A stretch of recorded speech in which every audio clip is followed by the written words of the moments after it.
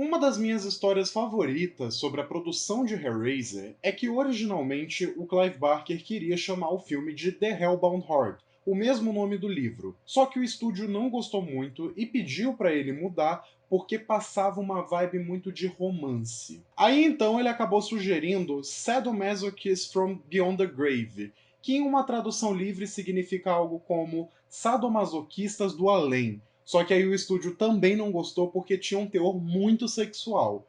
Então ele ficou desesperado, chamou toda a equipe de produção do filme e falou: Bora, gente, vamos me dar sugestão aí. E eis que no meio disso surgiu uma senhora de 60 anos de idade e falou assim: Por que a gente não chama de O que uma mulher faz por uma boa trepada? Assim, eu não sei quem que é essa senhora, eu realmente nunca ouvi falar dela, mas ela é minha heroína pessoal.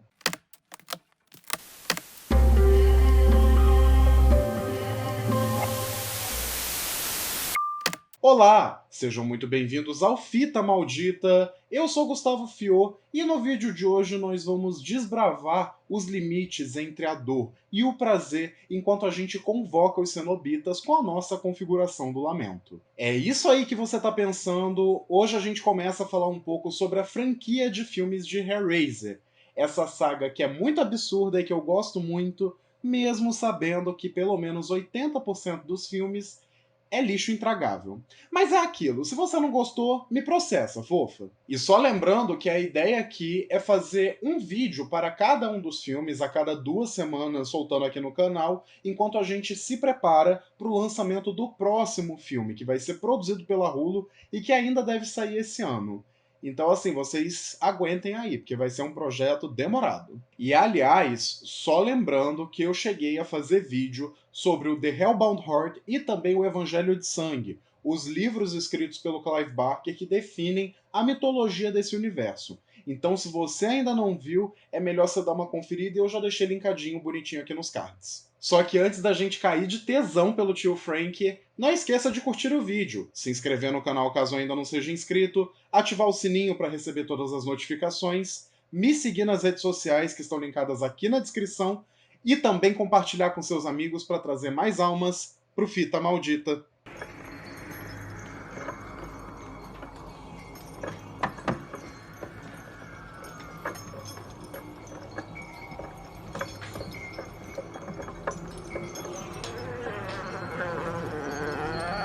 Já conhecido pelo seu trabalho literário, o Clive Barker estreou na direção em 1987 com o lançamento de Hellraiser, Renascido do Inferno. E existe um motivo muito curioso pelo qual ele decidiu adaptar o próprio livro. Antes de Hellraiser, algumas histórias do Clive Barker já tinham sido adaptadas para o cinema. Um exemplo disso é o conto Rawhead Rex, que está presente nos livros de sangue e que acabou ganhando uma adaptação em 1986 chamado Monster. Aliás, não é só Monster, é Monster, a Ressurreição do Mal, tem um subtítulo bonitinho. No ano anterior, em 1985, ainda tinha um outro filme chamado Subterrâneos, A Revolta dos Mutantes.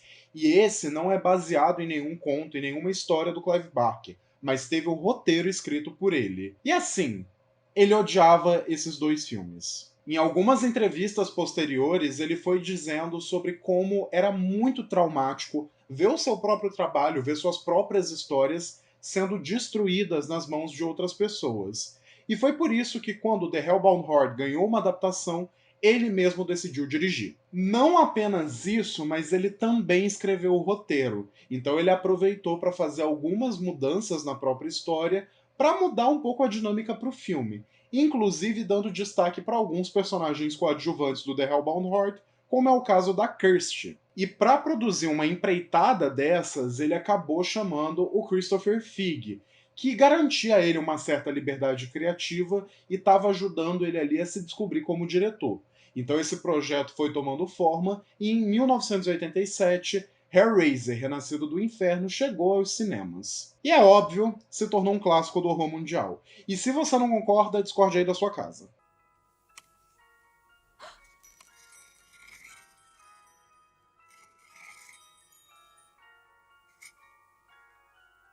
Em Hellraiser, a gente acompanha uma trama bem similar ao livro. Primeiro, a gente conhece um homem chamado Frank, que certo dia, sem ter nada para fazer, resolve abrir a configuração do lamento.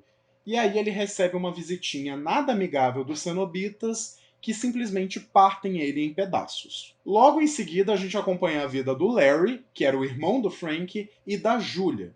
Eles já são casados e eles decidem se mudar para uma casa nova, que é justamente a casa onde o Frank morava. E mais uma vez, assim como no livro, eles têm uma relação um pouco complicada. Eles já não estão se gostando mais. Pelo menos a Julia não está gostando do Larry. Depois, em um acidente, o Larry acaba cortando o dedo e deixando um pouco do seu sangue cair em um cômodo ali da casa, um cômodo bem sombrio. E disso o Frank começa a renascer, a se reerguer. A Julia era apaixonada pelo cunhado. Então ela acaba descobrindo isso, ela acaba descobrindo que o Frank está de volta, e não só isso, ela também decide ajudar ele. Só que como ela vai fazer isso? Atraindo homens, matando eles na casa, para que o Frank possa absorver o sangue deles e finalmente voltar a ter seu corpo de antigamente. E no meio disso tudo, a gente ainda tem a Kirsty, que é a filha do Larry e que começa a suspeitar de alguns eventos esquisitos acontecendo ali na casa, principalmente envolvendo a Julia. E aí essa intriga familiar vai crescendo e se torna uma verdadeira trama diabólica quando os cenobitas retornam para recuperar o homem que fugiu da prisão deles. Se você leu o livro, você deve ter percebido que existem algumas pequenas mudanças aqui em relação à história. Por exemplo, no livro, o Larry se chama Rory e a Kirsty, ela não é filha dele, ela é uma amiga do casal. E para mim, essas mudanças só provam o quanto o Clive Barker é um diretor e um roteirista foda, porque ele entende que nem tudo que funciona no livro vai funcionar no filme, então ele não tem muito apego para ficar recriando fielmente tudo que ele tinha escrito antes.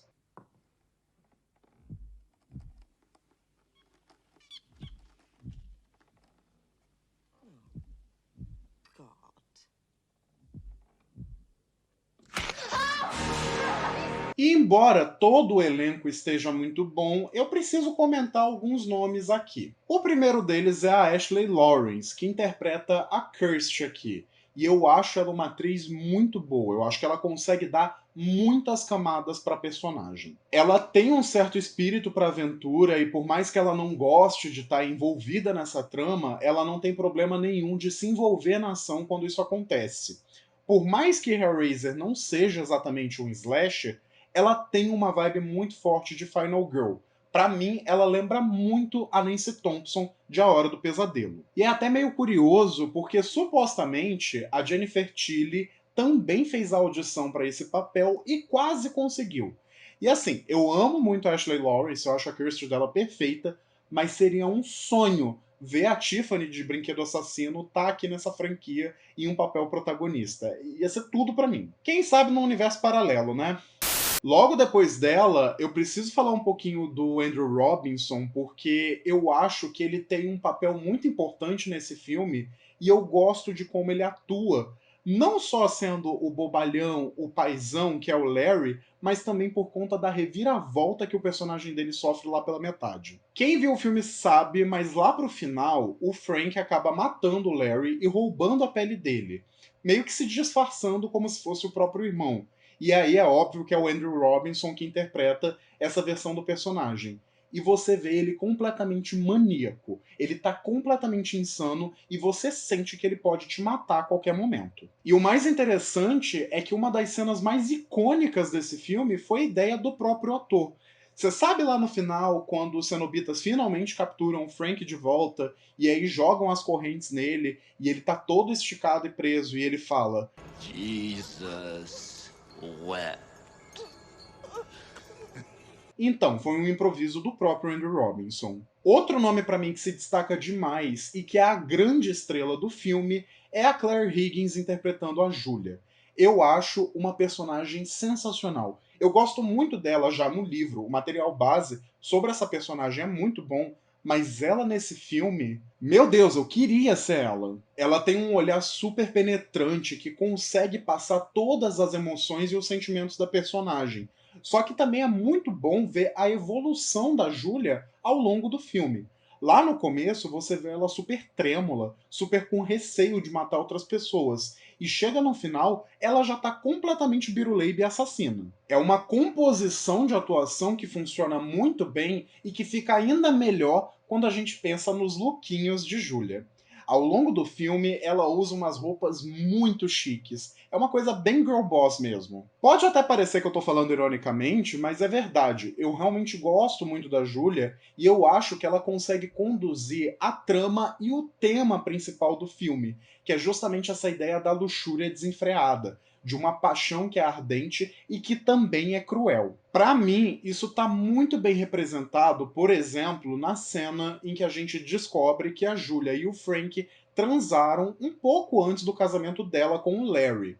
A cena em si é muito sensual, é uma coisa muito cheia de desejo, de paixão, mas também o Clive Barker insere aqui uma montagem paralela onde você vai vendo tanto a cena de sexo quanto o Larry subindo a escada e cortando o dedo num prego. Então você tem essa ideia da costura entre a tensão sexual, entre o filme erótico e também entre o body horror. Outra cena que eu gosto muito é uma cena em que eles estão conversando um pouco e o Frank diz que o que eles têm é tipo amor, só que real.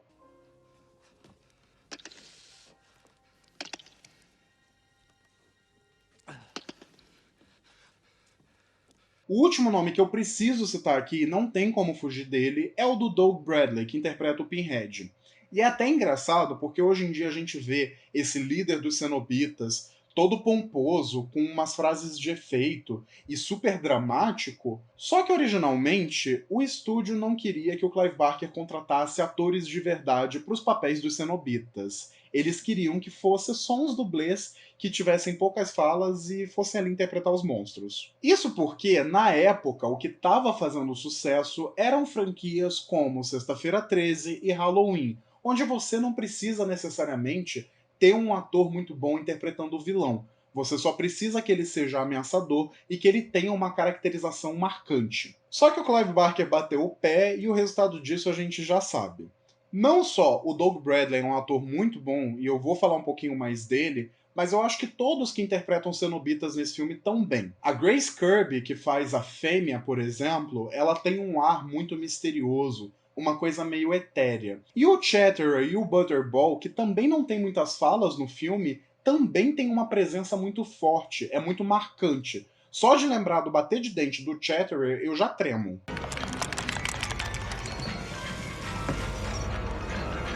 Agora, quanto ao Pinhead, e aliás, é importante dizer que nesse filme esse não é o nome oficial dele. Na verdade, ele só é tratado como sacerdote. Mas aí, enfim, isso fica para os próximos filmes. Contudo, eu acho ele simplesmente sensacional. O Doug Bradley tem uma presença que te deixa arrepiado dos pés à cabeça.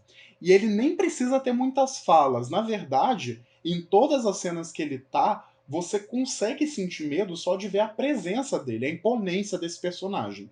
E a caracterização também é muito boa. Eu acho que é um dos melhores exemplos de como a maquiagem pode ser usada para criar vilões marcantes do terror. Assim como o Fred Krueger, por exemplo. Eu gosto bastante do visual do Pinhead e eu gosto ainda mais do fato de que ele não tem muitas expressões faciais.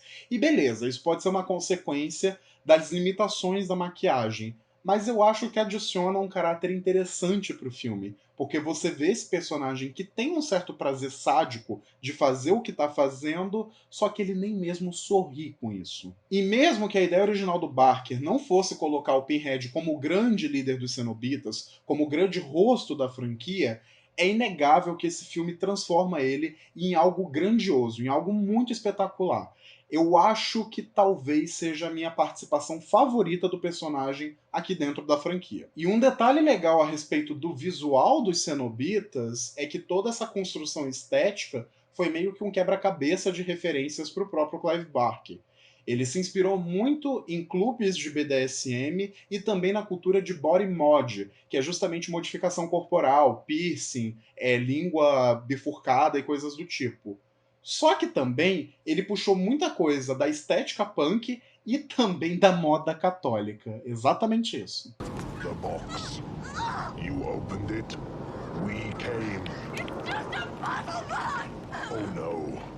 It is a means to summon us. Sobre a direção em si, eu acho um trabalho muito bom, muito bem pensado, muito bem arquitetado e que prova que o Clive Barker teve uma estreia fortíssima. Você consegue ver que ele tem um senso estético muito aguçado e que ele sabe aproveitar as limitações da produção não só para construir a trama, mas também para construir a estética, o visual do filme. E eu tô falando estreia diretorial dele, mas vale lembrar que na década de 70 ele já tinha dirigido 2 curtas-metragens experimentais, que são o Salome e o The Forbidden. Só que é uma pira diferente, é outra vibe e não tinha nem o escopo e nem a estratégia narrativa de Hellraiser. E é óbvio, também não tinha os mesmos recursos.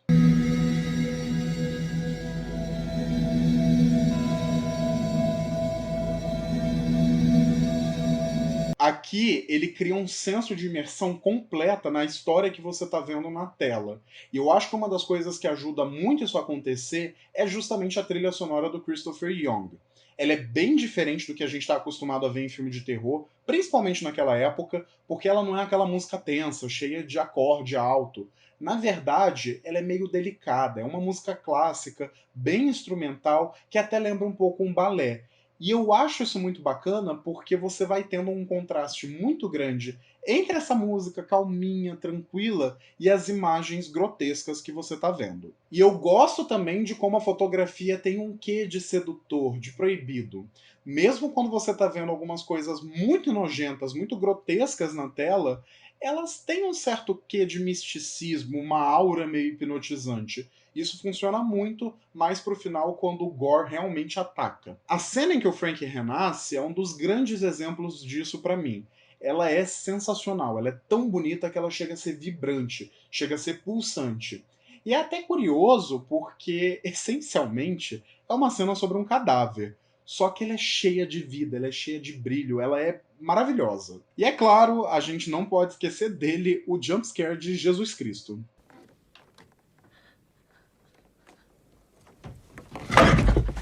E falando nessa questão do renascimento do Frank, eu queria chamar a atenção para um detalhe muito importante desse filme, que é justamente o gore. A gente está muito acostumado a ver em filmes de terror o gore sendo tratado como algo super espalhafatoso, super delirante, assim. Você vê muita nojeira, muita tripa, muito sangue voando.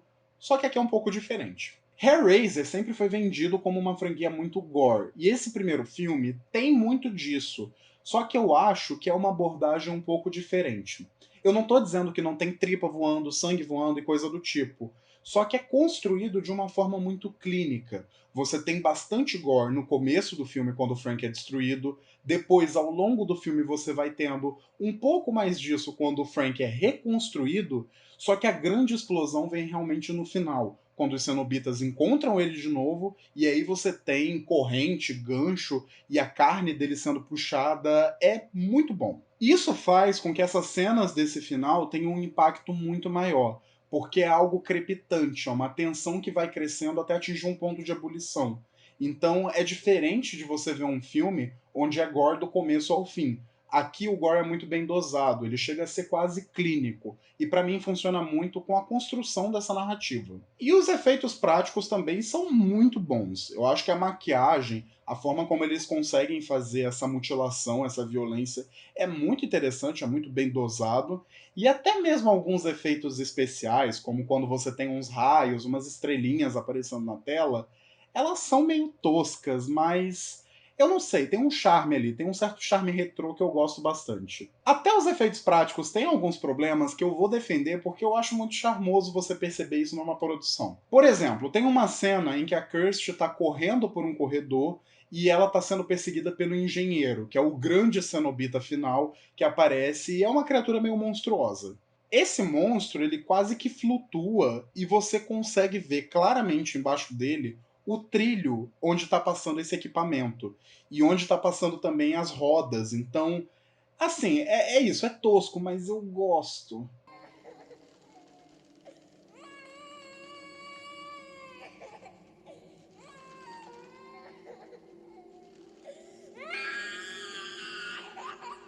Num geral, eu acho que uma das grandes qualidades de Hellraiser é justamente a fidelidade que esse filme tem em relação ao livro. E eu não estou falando necessariamente a respeito da narrativa, mas sim dos temas que o livro aborda. E isso é feito de algumas maneiras muito interessantes. Eu gosto que o tema principal que dá norte a essa história é justamente o adultério, e como as pessoas vão a lugares muito sombrios apenas para pular a cerca. Eu sei, é algo meio moralista, só que pensando um pouco no tipo de narrativa que era construída na época, eu acho até compreensível. E mais uma vez, assim como no livro, eu acho que o Clive Barker consegue dar nuance o suficiente para Julia não ser só a megera, ela não ser só uma vadiazona que está fazendo aquilo porque gosta, e sim porque ela precisa, ela necessita daquilo no próprio ser. E não só ele, mas também a Claire Higgins. Como eu disse, ela consegue passar toda a energia da personagem só no olhar. E uma coisa boa para perceber é como o filme acaba tocando num tema muito interessante, que é essa libertação feminina, principalmente em um ambiente onde os homens dominam todas as esferas de poder. Isso está muito evidente na Julia, mas a gente consegue perceber um pouco na Kirsty também. Durante todo o filme, você vai tendo muitas cenas onde a gente percebe que todas as relações dessa personagem são pautadas pelos homens que estão ali ao redor dela. Desde o começo, onde a gente vê os homens da mudança que estão ajudando o pai dela, dando em cima dela de uma forma bem desconfortável, mas aí a gente também tem, por exemplo, o Frank e o Larry, o próprio pai dela, que também exercem um certo controle sobre essa personagem. E conforme a trama vai passando, a gente vê a Kirsty perdendo um pouco da inocência dela e também desabrochando, enquanto ela se livra dessas amarras sociais associadas aos homens.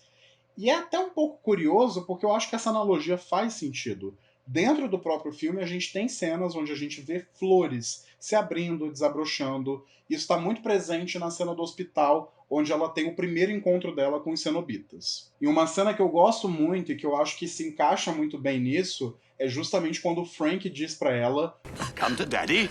É exatamente isso que faz, mais pra frente no filme, com que ela descubra que o Frank roubou a pele do pai dela.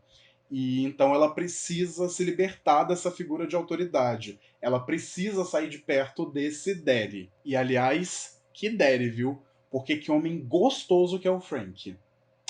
Óbvio, quando ele tá humano, normal, sem tá monstrengado, né? Pelo amor de Deus, eu tenho padrões, eu tenho limites.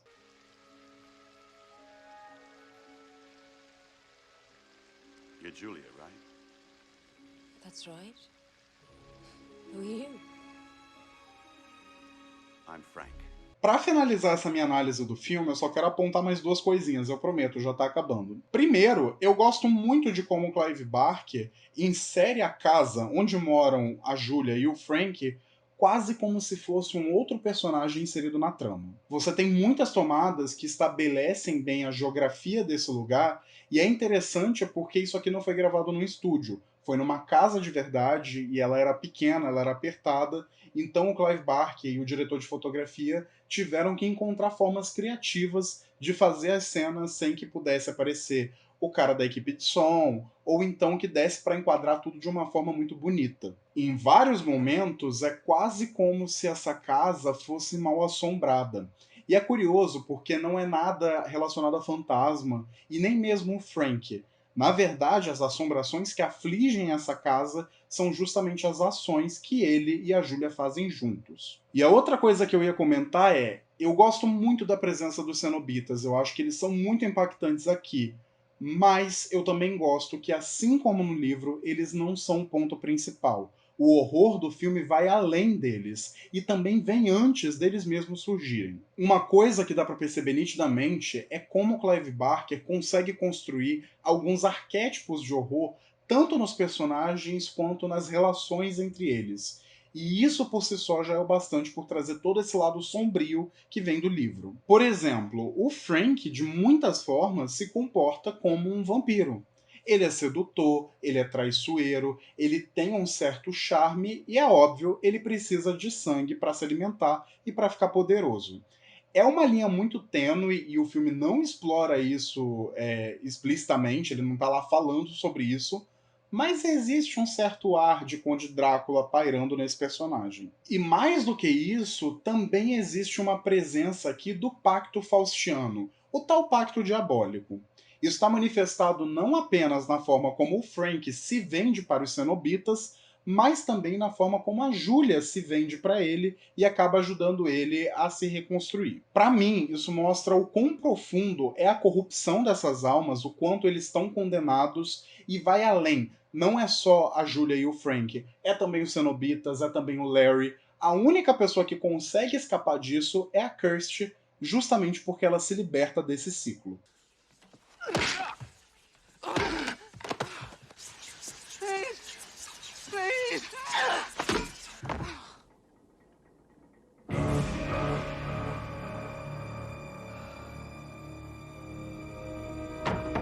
Eu não sei se ficou muito claro assim, mas eu amo de paixão esse filme.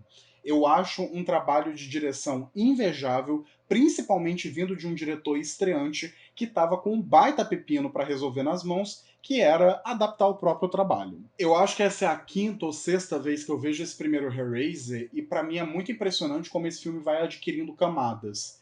Eu acho que ele tem uma presença muito marcante, uma certa aura misteriosa, e eu gosto como ele é assustador, mesmo nos pequenos detalhes. O melhor para mim, aliás, é que essa franquia podia ter facilmente seguido um rumo antológico.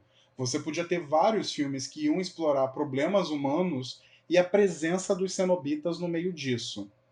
E é curioso porque eventualmente isso acaba acontecendo, só que não é de um jeito bom, não é de um jeito interessante, mas isso a gente vai falar um pouco ao longo dos próximos meses, né? Não vamos queimar a pauta ainda. Enfim, fica a recomendação.